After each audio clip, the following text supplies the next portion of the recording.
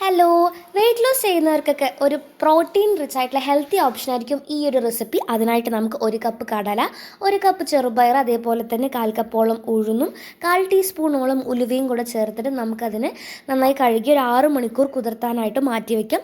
നന്നായി കുതിർന്ന് വന്ന ഈ മിക്സിനെ നമുക്ക് ഒരു ജാറിലേക്ക് ഇട്ടിട്ട് ദോശമാവിൻ്റെ ആ ഒരു ടെക്സ്ചറിൽ നന്നായിട്ട് അരച്ചെടുത്ത് കൊണ്ടുവരാം.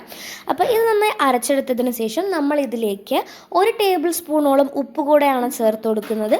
ഇതെല്ലാം ചേർത്തതിന് ശേഷം നന്നായി മിക്സ് ചെയ്ത് നമുക്കൊരു 6 മണിക്കൂറോളം പുളിക്കാനായിട്ട് മാറ്റി വയ്ക്കാം. അപ്പോൾ ഇത് നന്നായി പുളിച്ച് വന്നിട്ടുണ്ട്.